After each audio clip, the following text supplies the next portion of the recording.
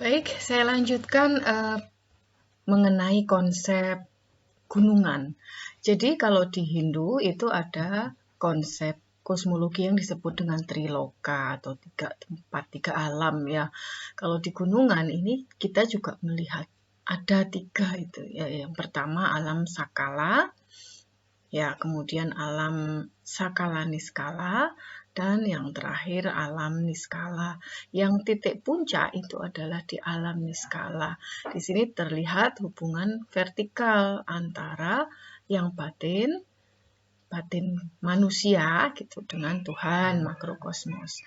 Secara horizontal juga terlihat adanya hubungan batin mikrokosmos dengan jagat besar gitu ya. Jadi alam sakala yang dimaksud dengan alam sakala ini adalah alam yang sifatnya empiris, yang wadak, yang bisa dijangkau oleh panca indera gitu. Kalau alam sakala niskala itu adalah alam meta empirik. Ya, jadi ada di antara yang kelihatan, yang wadak dengan yang tidak wadak, atau yang empirik dengan yang tidak empirik. Terindra tapi juga tidak terindra. Kalau di gunungan itu digambarkan sebagai pohon hayat. Pohon hayat itu pohon kehidupan ya.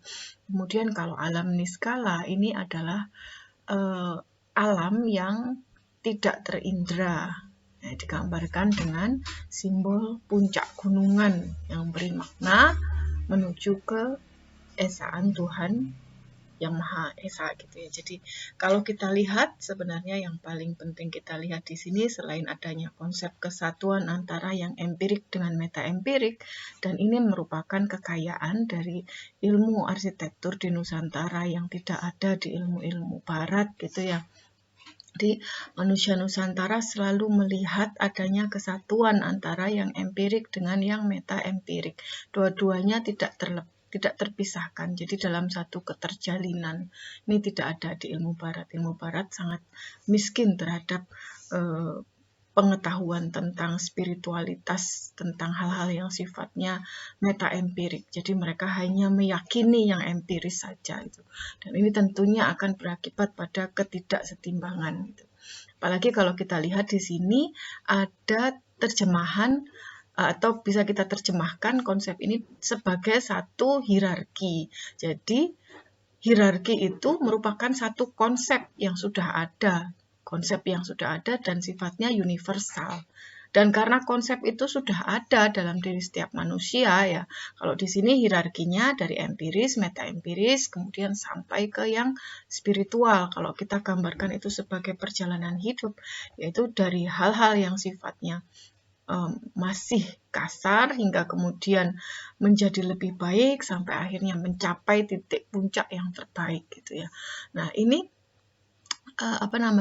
melambangkan satu hierarki. Konsep hierarki ini sifatnya universal. Nah, karena ini konsep yang ada dalam diri setiap manusia, maka pasti akan muncul juga dalam arsitektur. Ya, jadi arsitektur itu yang pas ya kalau dia menerapkan satu konsep hierarki yang tepat gitu ya. Jadi semakin hierarkinya itu semakin halus ya, perubahan-perubahan hierarkinya semakin gradual, itu akan semakin pas untuk manusia ya, karena di antara alam sakala dan sakala niskala ini misalnya itu selalu ada transisinya yang memperhalus atau menjembatani perbedaan antara yang sakala dengan niskala. Bahkan alam sakala niskala itu sendiri pun adalah satu transisi dari yang sifatnya empiris ke yang spiritual. Jadi antara yang empiris dan spiritual ini perlu ada jembatan atau transisi. Maka hierarki itu akan menjadi lebih pas, lebih benar kalau istilahnya orang Jawa, kalau ada transisi-transisi sehingga perubahan-perubahannya dapat terjadi secara halus. Demikian juga pada ruang atau pada arsitektur.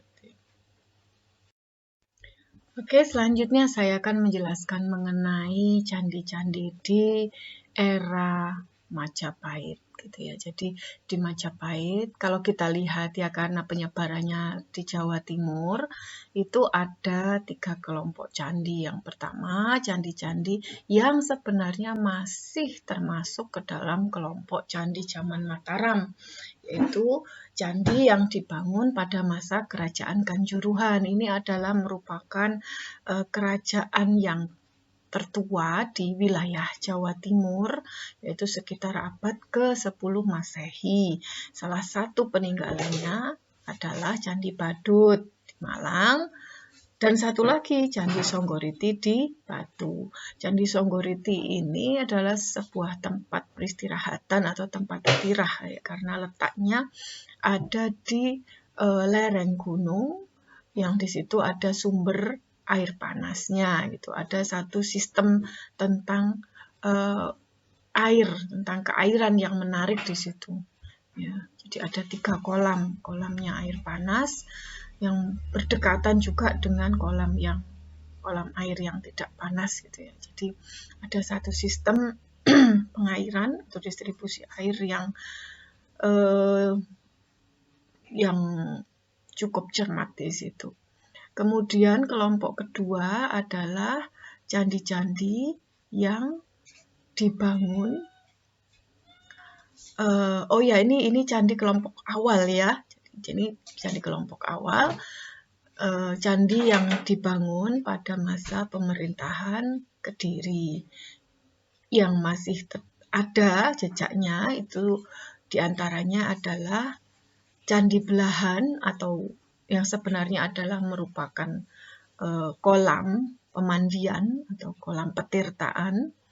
Kemudian ada juga Candi Jolotundo yang juga merupakan kolam petirtaan, dan Candi Penataran yang merupakan kompleks candi terbesar di Jawa Timur.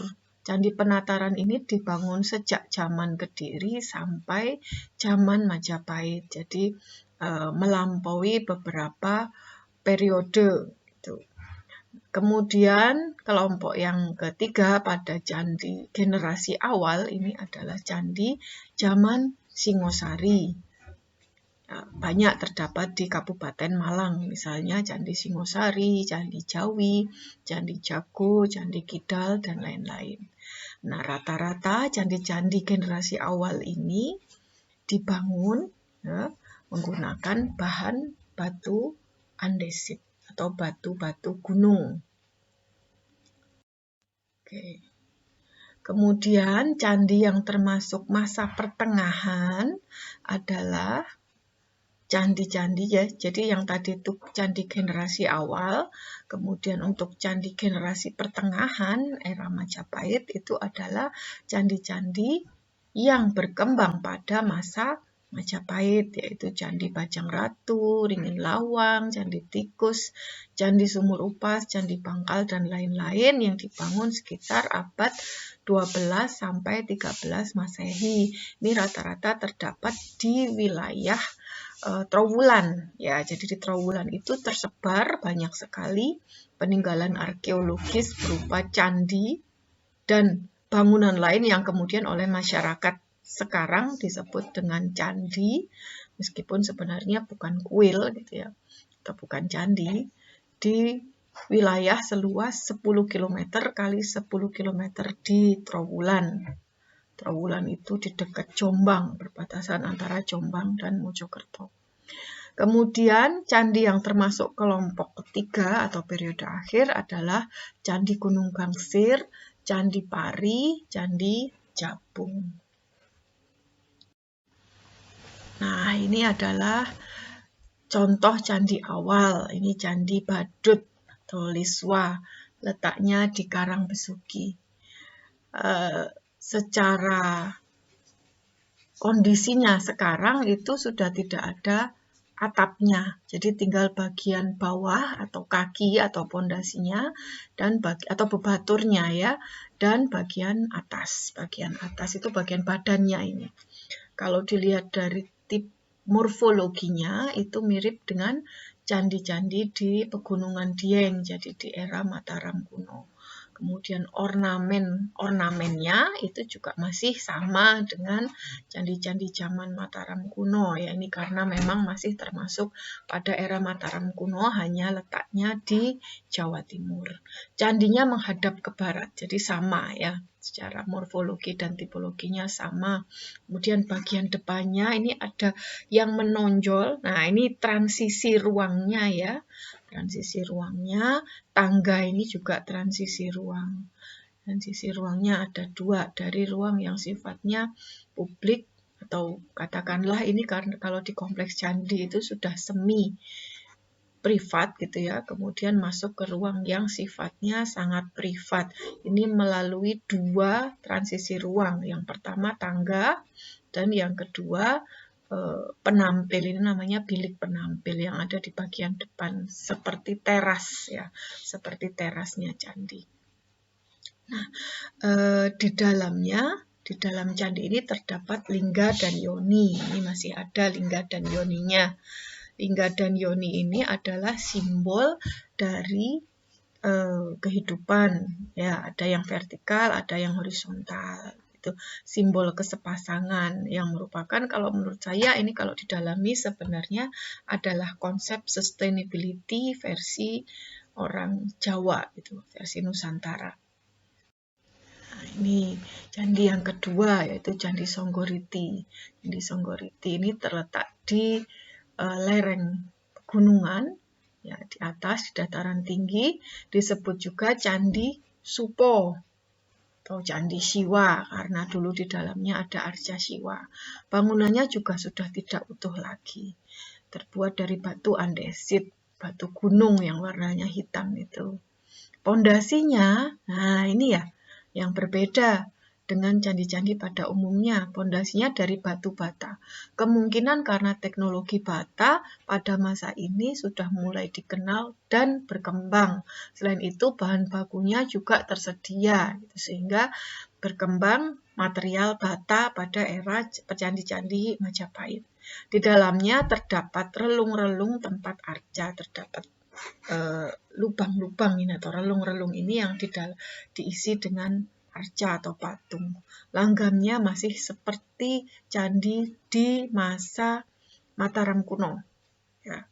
Terus ada lingga dan yoni juga di dalamnya. Di lingga dan yoni itu sekali lagi adalah merupakan simbol sustainability, kesepasangan dan juga keberlanjutan. Ini nanti saya jelaskan konsepnya kapan-kapan. Oke, ini kalau kita sandingkan secara tipologis bisa kita bandingkan ya. Ini yang sebelah kiri Candi Songgoriti dan Candi Badut, yang sebelah kanan ini Candi di Gedong Songo dan di Candi Dieng. Ini kalau kita bayangkan bagian atasnya tidak ada, kita lihat bagian badan dan kakinya ini sama. Bedanya yang di Badut ini bebaturnya atau panggungnya lebih tinggi. Ya, lebih tinggi daripada yang di candi-candi Dieng dan candi Gedung Songo. Kalau yang Songgoriti sama, bebaturnya pendek saja. Kemudian ada ada ornamentasi pada lekuk-lekuannya ini. Jadi transisinya kalau secara horizontal ke ruangan itu dari ruang yang sifatnya publik menuju ke privat, ini ada tangga dan bilik penampil. Kalau secara horizontal kita lihat ada juga transisinya dalam tanda petik ya. Jadi setiap perubahan dari bagian yang paling bawah dari pondasi ini ke bagian panggungnya ini ada takian-takian ya, ada lekuan-lekuan ini. Kemudian dari bagian bebatur ya, panggung atau bebatur ke bagian badan bangunannya ini ada lekuan-lekuan lagi di bagian bawahnya. Nah, ini transisinya. Transisi dari bagian kaki ke bagian badan. Kemudian dari bagian badan ke atap ini ada transisinya lagi. Ada lekuan-lekuannya lagi yang dia membesar atau mengecil secara bertahap. Nah, ini konsep hierarki yang tadi saya sampaikan sifatnya universal, akan selalu muncul ya, baik dalam tatanan spasialnya maupun dalam komposisi bentuknya.